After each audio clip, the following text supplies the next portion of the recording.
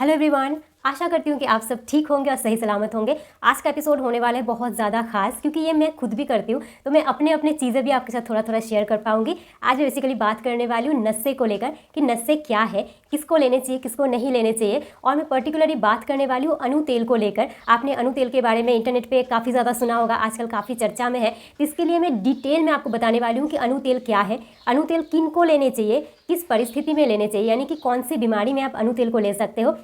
पूरे साल में आप कभी भी अनु तेल को नहीं ले सकते, तो साल का वो कौन सा टाइम है जबकि आप अनु तेल को इस्तेमाल कर सकते हो। सबसे बड़ा सवाल कि कितने दिनों तक हम अनु तेल को इस्तेमाल कर सकते हैं और कितने अमाउंट में इस्तेमाल कर सकते हैं, ये सारा आज के एपिसोड में आपको क्लियर करके बताने वाली हूँ। तो चलिए दोस्तों, पहले ही बात शुरू करते हैं नस्से के बारे में कि नस्से किसको कहा जाता है। नस्से यानी कि हम अगर अपने नाक में तेल डालें कुछ पर्टिकुलर बीमारी को ठीक करने के लिए, कुछ कंडीशन को ठीक करने के लिए, तो नाक में हम जो तेल डाल रहे हैं इस प्रोसेस को नस्से कहते हैं आयुर्वेदिक भाषा में। अनु तेल क्या है? अनु तेल भी आप नस्से के तरीके से ही ले सकते हैं, ये इसी के लिए बनाया गया है। तो चलिए बात शुरू करते हैं अनु तेल को लेकर। अनु तेल को आप साल में कभी भी नहीं ले सकते। साल का कुछ एक पर्टिकुलर सीजन होता है जिसमें अनु तेल को आप अपने नस्से में डालोगे तो आपको कई सारे बेनिफिट्स मिलेंगे, जैसे कि प्रबुरता ऋतु, जिसको कि अर्ली रेनिंग सीजन कहते हैं, यानी कि बरसात शुरू होने वाली है, उस सीजन को कहते हैं प्रबुरता ऋतु। इसके साथ साथ शरद ऋतु, इसके साथ साथ बसंत ऋतु जो कि अभी चल रहा है। तो मैंने सोचा ये वीडियो मैं अभी दे देती हूँ ताकि जितने भी अभी महीने भर का समय आपके पास बाकी है, अगर आप चाहो तो आप अनु तेल को इस्तेमाल में ला सकते हो। इसके साथ साथ आयुर्वेद में ये भी मेंशन किया गया है कि अनु तेल को आप कब लोगे, जब आपको आसमान में कोई भी बादल ना दिखे, बिल्कुल आसमान साफ हो, ऐसे समय काल में आप अनु तेल का अगर प्रयोग करते हो अपने शरीर के ऊपर तो वो आपको मैक्सिमम बेनिफिट देते हैं। अब बारिश की बात या बादल की बात क्यों आई, क्योंकि यहाँ पे अर्ली रेनिंग सीजन की भी बात की गई है कि आप बरसात के शुरू में ये कर सकते हो। तो जब आपको लगे कि बहुत ज़्यादा बारिश हो रही है, रेगुलर बारिश हो रही है, तो उस समय पे आप थोड़ा रुक जाओ। बरसात अगर हफ्ते भर 10 दिन भी चले तो आप देखोगे कि उसके बीच बीच में 1-2 दिन कर करके धूप बहुत ज़्यादा निकलती है, तो वो समय के हिसाब से आप अनु तेल का इस्तेमाल कर सकते हो। कितने अमाउंट में करोगे और कितने दिन लगातार करोगे वो मैं आपको वीडियो के आखिर में बताऊंगी। बात आज मैं अनु तेल की कर रही हूँ, पर बीच बीच में बात सरसों का तेल, almond oil, sesame oil, coconut oil, सारे ऑयलिंग की बात आ जाएगी। अनु तेल या किसी भी तरीके की तेल को आप जब भी नाक में डालते हो, नस्से हम क्यों लेते हैं? जिनको भी बात का विकार है, जिनको भी वायु दोष बहुत ज़्यादा है, जैसे कि मुझे है, तो मुझे बात रोगों में, जैसे बात रोगों में 80 तरीके की भयंकर रोग हो जाते हैं जो कि आपको सुनने में छोटे छोटे लगते हैं, पर जिनको होता है उनको पता है कि वो कितने ज़्यादा भयंकर है। तो मुझे लगता है कि 80 में से 70 तो मेरे ही अंदर है। इतनी ज़्यादा भयंकर मुझे आर्थराइटिस है, मुझे स्पॉन्डिलाइटिस है। तो ऐसे सिचुएशन में आप नस्से ले सकते हो, अनु तेल को ले सकते हो। मैं बादाम रोगन भी लेती हूँ। तो इस तरीके से मैं धीरे धीरे बात को आगे बढ़ाऊंगी तो आपको समझ आ जाएगा। तो अगर आप सही तरीके से नेजल थेरेपी या नाक में तेल डालने का जो प्रोसेस इसको करते हो, इससे आपको सबसे मुख्य जो लाभ मिलेंगे वो है कि आपके नाक, आंख और कान की कोई भी बीमारी आपको जिंदगी भर नहीं होगी। तो अगर आपके बहुत ज़्यादा हेयर फॉल की प्रॉब्लम है, वो भी आप नस्से से सही कर सकते हो। अगर आपके बाल बहुत ज़्यादा सफ़ेद हो रहे हैं, ग्रे हो रहे हैं, तो वो भी आप नस्से से ठीक कर सकते हो। अगर आपको गंजेपन की होने की संभावना है, आपको जेनेटिक में है, या आपको बाल बहुत ज़्यादा झड़ने लग रहे हैं, बाल उग नहीं रहे हैं, ऐसे में भी आप नस्से का प्रयोग कर सकते हो, यानी कि नेजल थेरेपी का प्रयोग से आप अपने बालों का झड़ना रोक सकते हो। आयुर्वेद तो यहाँ तक कहता है कि अगर आप अनु तेल या किसी भी तरीके की नस्से को आप सही ढंग से लो तो आपको जिंदगी भर, मतलब मरने के समय तक आपके कभी भी बाल नहीं सफ़ेद होंगे। तो जिनको भी गले में स्टिफनेस रहती है, जिनका बहुत ज़्यादा लगता है कि इधर ऐसे कोई ऐसे पकड़ा हुआ है, हमेशा दर्द, आप बीच बीच में लोगों को देखोगे कि वो अपने ना ऐसे ऐसे ऐसे कांधे को घुमा रहे, क्योंकि उनको बहुत ज़्यादा तकलीफ होती है। मैं समझ सकती हूँ, क्योंकि मुझे 2012 से मुझे स्पॉन्डिलाइटिस की प्रॉब्लम है और अभी फिलहाल का जो समय है ना, मैं बहुत ही ज़्यादा पेन में हूँ। तो इसलिए मैं रेगुलर अभी नस्से ले रही हूँ, एक समय के हिसाब से, टाइमिंग के हिसाब से, वो मैं आगे आपको बता दूंगी। तो जिनको भी जॉइंट पेन से रिलेटेड आपको प्रॉब्लम है, जिनको भी आपको स्टिफनेस रहती है, चाहे वो जॉय लाइन में भी किसी किसी को स्टिफनेस हो जाती है, ये सारा बाय द वे वायु का खेल है। जिनको भी ये सारा प्रॉब्लम है कि ये आपको आर्थराइटिस हो रखा है, आपको घुटनों में पेन है, आपको सारे जॉइंट में पेन है, आपको शोल्डर पेन है, तो ऐसे में आप समझ सकते हो कि ये वायु दोष का ही अंदर आता है। वायु दोष में ही ये सारे प्रॉब्लम होते हैं और ऐसे में आपको नस्से लेना बहुत ज़्यादा हेल्पफुल हो सकता है। मैं नस्से इसलिए लेती हूँ क्योंकि मुझे बहुत ही ज़्यादा प्रॉब्लम है। कई लोगों में आप देखोगे कि वायु दोष इतना ज़्यादा बढ़ जाता है कि उनको फेशियल पैरालिसिस हो जाता है। वैसे में भी आप अगर नस्से लेते हो तो ये आपको कई हद तक उससे रिलीफ दिलाने में मदद करेगा। आप अनु तेल का भी नस्से ले सकते हो, आप सरसों के तेल का नस्से ले सकते हो, आप बादाम रोगन का भी तेल का नस्से आप ले सकते हो। आजकल की जनरेशन को माइग्रेन और हेडेक तो भर भर के है, तो जिनको भी, चाहे आप 12-13 साल के हो, आप 22-23 साल के हो, या आप 80 साल को, अगर आपको माइग्रेन पेन है, अगर आपको हेडेक रहता है, तो मैं आपको बता रही हूँ कि आपका वायु ऑब्वियसली तरीके से बढ़ा हुआ है। इससे भी ना आप नस्से से इसको आप क्योर कर सकते हो। अनु तेल का भी आप नस्से ले सकते हो। इससे जो भी आपका हेडेक का प्रॉब्लम है, जो भी आपका माइग्रेन का प्रॉब्लम है, ये क्योर होता है। मैं बादाम रोगन का नस्से लेती हूँ, इससे भी ये काफ़ी हद तक हल होता है। तो अब दोनों में से कोई भी, अगर आपको माइग्रेन है, अगर आपको हेडेक की बीमारी है, तो इसको आप ले सकते हो।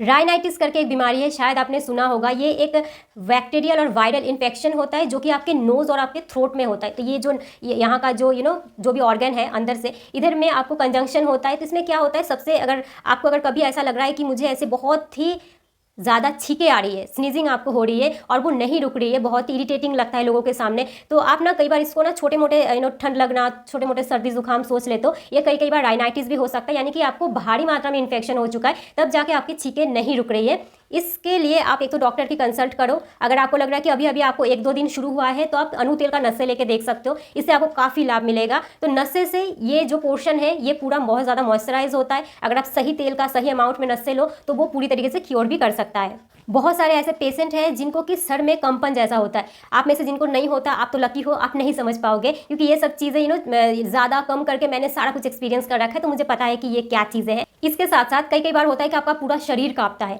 इतना ज़्यादा कांपता है कि आप बाहर जाने से डरते हो, आप रोड क्रॉस करने से डरते हो। ये कई बार जो आपकी स्नायु की बीमारी है, जो नर्व की बीमारी है, उससे रिलेटेड है। और इसका कारण क्या है, वहीं अगेन ये वायु विकार के अंदर आता है। वायु और बात एक ही चीज़ को कहते हैं। तो अगर मैं वायु बोलूँ एक बार बात रोग बोलूँ, ये दोनों एक ही चीज़ है, वायु और बात। तो ये वायु के विकार से ही होता है। जितनी भी मानसिक अशांतियां है, इसके पीछे भी कहीं ना कहीं घर का टेंशन तो है, पर वो बढ़ाता किसने है, तो वो अंदर से हमारी जो हार्मोन्स बढ़ाता है वो वायु के अंदर ही आता है। तो जिनका भी वायु का विकार ज़्यादा होगा, आपको टेंशन ज़्यादा होगी, आपको आपका हाथ पैर कांपना, आपको नर्वसनेस लगना, कहीं पे आप बाहर निकल रहे हो तो आप कोई लोग थर थर कांपने लगते हैं, कोई डर नहीं, कुछ नहीं है, फिर भी ये होता है। तो ऐसे में भी आप नस्से लेके देख सकते हो, ये काफ़ी आपको हेल्प करेगा। देखो दोस्तों, हम अपने स्किन के लिए, हमारे बालों के लिए, दांतों के लिए, हाथ पैरों के लिए कई चीज़ें हम कर लेते हैं। हम अपने लीवर के लिए भी कई चीज़ें कर लेते हैं, हम अपने किडनी के लिए भी कई सारे उपाय कर लेते हैं। पर कभी आपने सोचा है कि आपके सिर में जो ब्रेन है या सिर के अंदर जो भी कोशिकाएं हैं, उनके लिए आप क्या कर सकते हो? उनके लिए आप नस्से ले सकते हो, उनको एक मॉइस्चराइजर आप भेज सकते हो, उनको ज़्यादा चीज़ों की जरूरत नहीं होती है, वो अपने आप भी कई चीज़ें हील कर सकता है। और ये जो पोटेंशियल नस्से आप भेज रहे हो, तो इससे क्या होता है, आपके सिर के अंदर का जो भी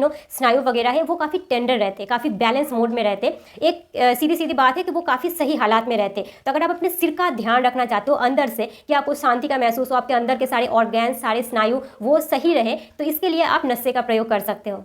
अभी मैं जो आपको पॉइंट बताने जा रही हूँ, जो कि मेरे काम से रिलेटेड है, जैसे कि हमारी बातें ही, हमारी जो गले की आवाज़ है, मेरी गले की आवाज़ इतनी ज़्यादा सही नहीं है, पर जो सारे आप सिंगर्स हो, आप एक्टर हो, जिनको भी गले का काम है, या मुझे लगता है कोई भी चाहे कर सकता है, तो नस्से लेने से क्या होता है, क्योंकि हम इस जगह को टेंडर कर रहे हैं, हमारे गले की अंदर भाग को हम सही कर रहे हैं, इससे क्या होता है, हमारी साउंड की जो क्वालिटी है वो बेटर निखर के आती है। एक जो हम कहते हैं ना कि मीठी आवाज़, तो जो हम गाने सुनते हैं तो हमें लगता है कि मीठी आवाज़ हो तो सुनने में अच्छा लगता है। इसके साथ साथ हमारा वॉइस ना स्टेबलाइजेशन, जैसे जो कि मेरे गले में बिल्कुल नहीं है, क्योंकि मैंने कहा कि मुझे भारी मात्रा में वायु दोष का मैं शिकार हूँ।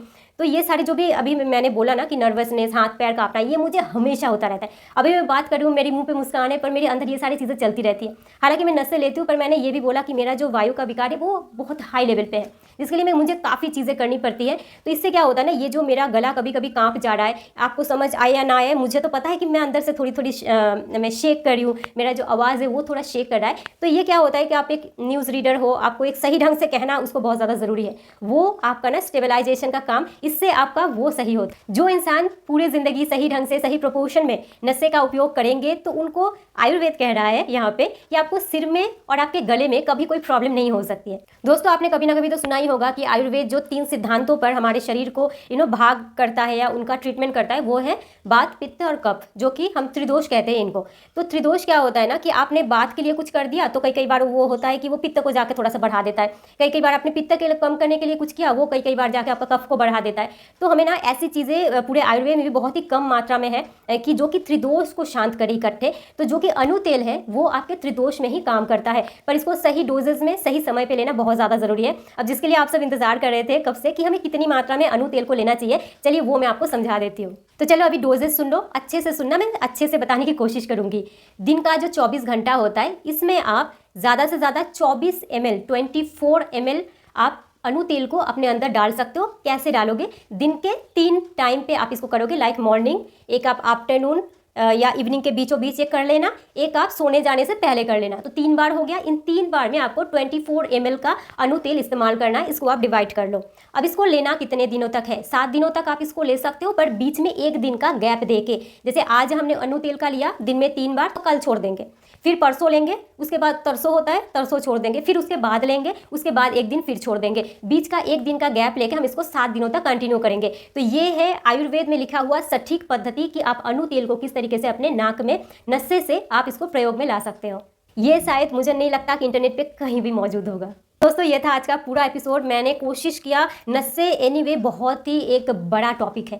एक एपिसोड क्या, मैं तो कहती हूँ 100 एपिसोड भी कम है। आपने देखा कि मैं बात करते करते कभी इधर जा रही हूँ, कभी उधर जा रही हूँ, क्योंकि ये हमारा शरीर है, इसमें आंख भी जुड़ा हुआ है, इसमें पेट भी जुड़ा हुआ है, इसमें पैर भी जुड़ा हुआ है। तो एक के बारे में सिर्फ बात नहीं हो सकती, कभी भी नहीं हो सकती। तो इसके बारे में मुझे लगता है, जैसे अभी मैं बात करते करते ना मेरे पास काफ़ी सारे सवाल जुड़ गए मेरे ही मन से कि ये मैंने नहीं बताया, वो मैंने नहीं बताया। तो आप प्लीज़ बताना कि अनु तेल के बारे में या नस्से के बारे में मैं कोई सेकंड पार्ट लाऊं या नहीं। आप इस वीडियो के नीचे अगर मुझसे कुछ छूट गया है कि यदि आपने ये तो नहीं बताया, ये किस तरीके से करूँ, या जो भी आपके दिल में सवाल है वो आप लिख के भेज सकते हैं, ताकि मैं अगर नेक्स्ट पार्ट इसका करूँ नस्से के बारे में, नेजल थेरेपी के बारे में, तो उसके लिए वो सारे सवाल मुझे काम आए और उसका मैं जवाब उस वीडियो में दूंगी।